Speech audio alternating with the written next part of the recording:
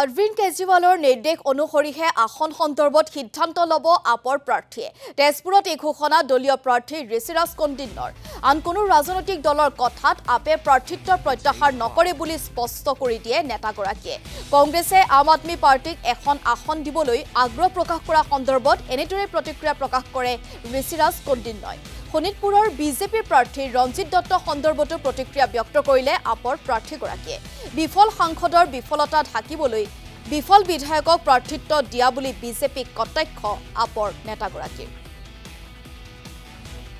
মই অৰবিন্দ কেজৰিৱাল ডাঙৰীয়াৰ নিৰ্দেশ মতে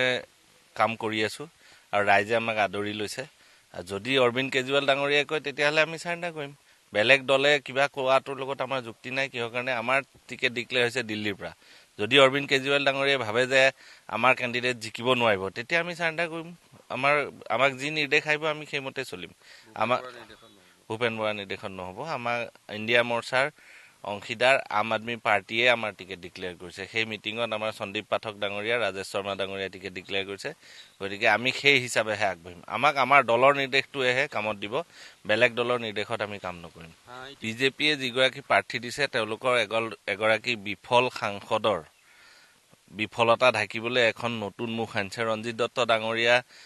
পুৰণা বিজেপিৰ এখন মুখ কিন্তু তেখেতো ইমান সফল ৰাজনৈতিক নেতা বুলি আমি দেখা নাই কাৰণ বিহালীতে তেখেতৰ অৱস্থাটো থৈ বছ